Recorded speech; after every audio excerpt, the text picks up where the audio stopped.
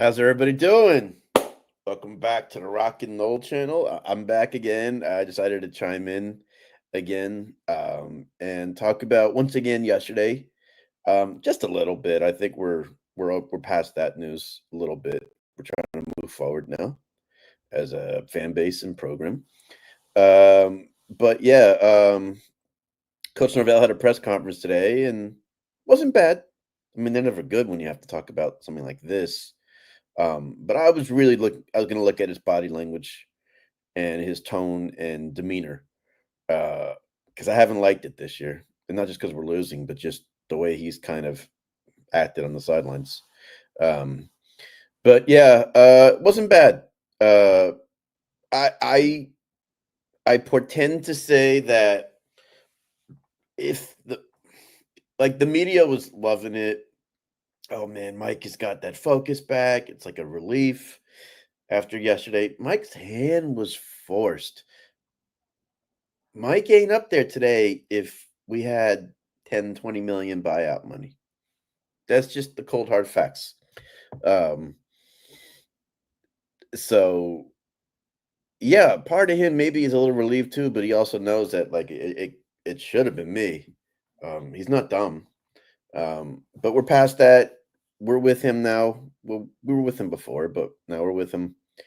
Yeah, we've committed to him in a way now. Like the media says, oh, at least 2, 3 more years. I don't buy that. I really don't. And let me get into this topic.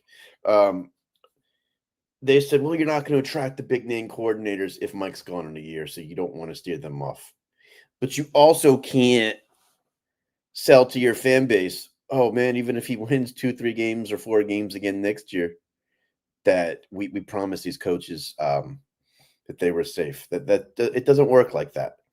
You can't do that. So that being said, how many years he had left in his deal? He re-upped after last year.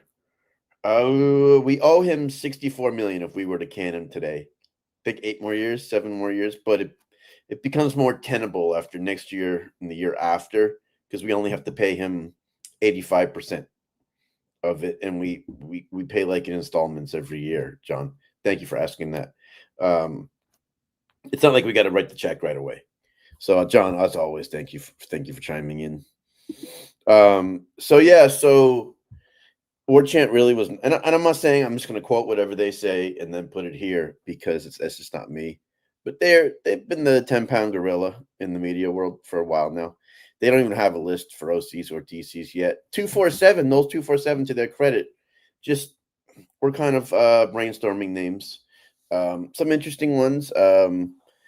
The list might get interesting, and the reason I say this is Corey Clark from War Chant asked Norvell point blank, if you're interviewing an offensive coordinator, are you discussing giving him the offense and the keys to the offense, or are you just, it's your offense? He asked it really well. I didn't really put it in the context as well as he did, but Mike looked at him basically and said, "John, hey, I can at this point the longer he stays, I agree. It's why I said yesterday, like." If you're not confident in your leader, let me fix this. If you're not confident in your leader, does it matter who his underlings are? Because they can only cover up so much. And they say, "Oh, Mike's got to become a better. Mike's got to put more emphasis on recruiting and be more demanding there." If you are the way you are, like even if the season like this, it's hard to get somebody to change. Head coaches, college ball head coaches, NFL too. They are some of the most stubborn people you'll ever meet. So even if they might have the intention of doing it, to get them to do it. Now, Mike's a smart guy. He seemed rational at the press conference today, but what else is he going to say? He just came off another butt whipping and just fired 3 coaches. And you could tell it was hard for him. I mean, yeah, everyone involved. They're well compensated for it. I'm not trying to make light of it, but a lot of people, if they got fired, would take the deal they got. Yeah, so 247 did a good job naming some potential guys. Not saying Mike has talked to any of them or they're even on a list, but just naming guys. The offensive coordinator, wide receiver coach from UNLV.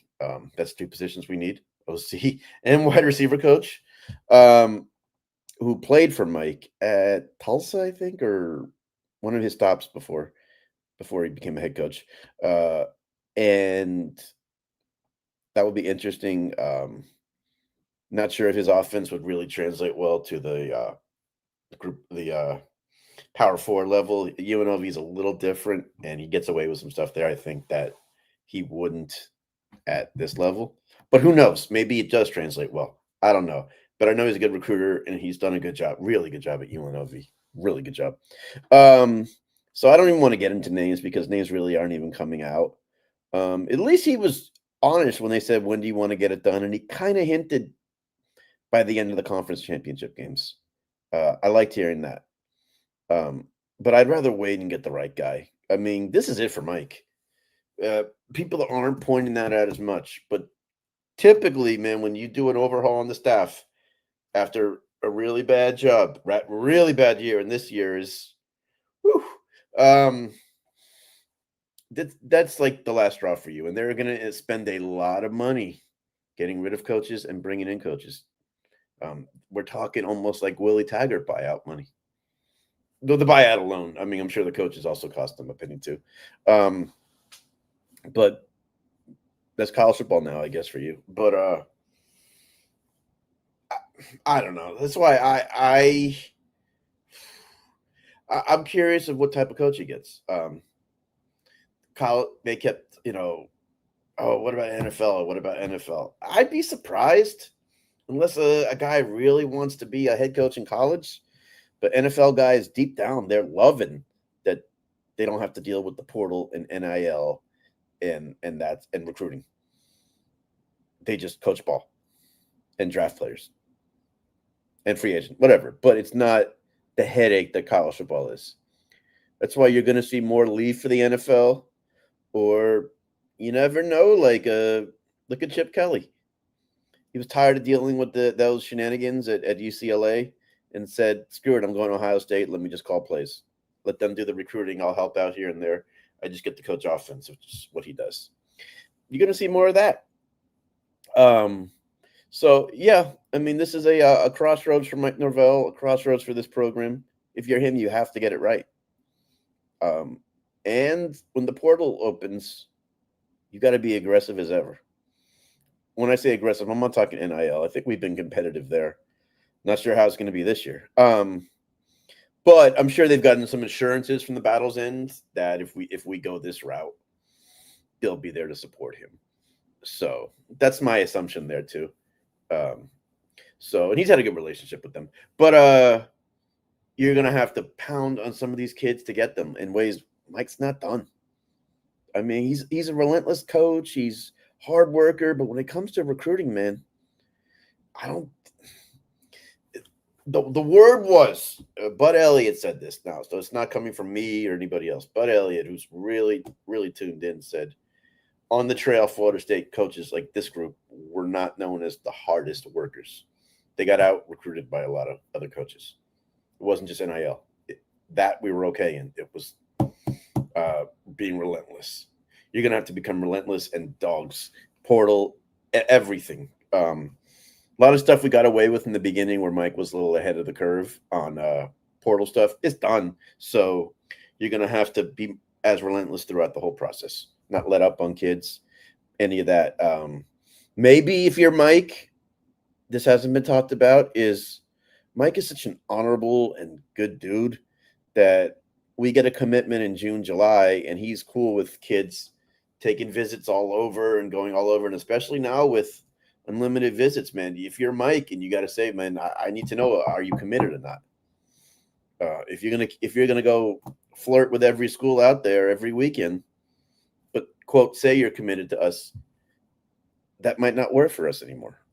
Travis Hunter, was at Georgia all the time, was doing something. We've gotten nailed several times on that, where you just know the kid's leaving. So that's something key as well. We'll see if he has it in him to be that way. He's gonna have to be a different Mike. because and I'm sure he's done a lot of soul searching this year. I'm sure he's looked in the mirror and said, "What am I doing wrong?" Not just from X's and O's and everything, but from me personally. I think he cares enough to do that. Um, if we're going through all this headache, that means he's still committed to us and wants to be here, which I guess is a good thing, right? I mean, 10 million a year to be a head coach, I guess I'd want to be there too. But and I know we talk about money, but it's true. I mean, if he loves school so much, he would have said, "Nah, don't give me the new deal last year, right?" No, of course he wanted it. So I think that's it. I'm curious to see when names start coming out, but if it's in typical Norvell fashion, it is going to be drawn out and so secretive. And that's going to be the part that drives me crazy. And I'm not saying you don't go on Twitter and say, "We interviewed this guy today. We interviewed this guy." You don't make it a beauty pageant. I get it. And a lot of people coaches don't want their name circulating that they were talking to other schools. So I get it. Some want their name circulated, even if they're not coming at all, because they get a raise from where they're at. So I get the political side, but do I think he has the new staff? And remember, it's not just 3 coaches he's replacing. Well, okay, Atkins, that's actually Corey Clark said it well today. That's 2 positions. Because if you're going to give up the keys to the offense and you need an OL coach, that's actually 2 in 1 right there. Because Atkins only coached OL, even though he was the OC too. There's going to be other openings as well. It's not just the 3 that were let go yesterday. So I don't see him getting it filled by December 1 or whenever the conference championship is. I think it's around the 5th, 6th. I don't see it. I know he's been having talks with people. I'm sure there's a lot of back channel stuff. Him, Alfred, I don't see it happening. And but you know what? If you get the coordinators in, they're going to want to bring some of their own people as well. So you can kind of drag that out a little bit like a position coach. So I think that's it. I'm curious to see what route he goes. And the more I thought about it last night, I wanted to be clear. I kind of want him to give up the offense. I'm glad he didn't just completely discredit that question today, where he said everything is on the table talking to potential OCs. Because he said our offense was horrible this year. You said it, not me, Mike, even though I probably have said it a few times. So I think that's good. That opens you up to a lot more candidates. We'll see if he does it or not. Who knows? And what has not been talked about is what his relationship with the AD is now. The AD might be so furious about this year that a lot of the freedom he's given Mike and the trust he's built, like how the fans don't trust him as much, AD might not as much right now. The AD might have an extra hand in hiring and making demands and doing this that Mike is going to have to contend with as well now. I don't know if that's the case. I'm not in the meeting room. I'm just saying Alfred's a businessman too. Alfred has a ton of coaches on his Rolodex. I think he's going to play a big role in that as well. It's not just going to be Mike saying, "Leave me alone. I'm going to put a staff together." He's going to have to communicate with him a lot. So that could delay the process as well, or even speed it up in some ways. I know that really didn't help there, but I think AD Alfred, because he knows he's in the hot seat as well. Football drives the ship, and if football is this bad, people are going to be calling for him too. So I think that's it. If you guys saw on my Twitter, I did respond to the Mike Farrell tweet. I thought it was pointless and stupid, and I thought Twitter was better about clickbait now, but I should have known better. Basically, he put up an article that, Deion Sanders is in play for Florida State. No, you're not going through what you went through yesterday. You're not having Mike up there today saying we're putting a new staff together and get this thing right to just fire him. Doesn't make sense. So don't buy that.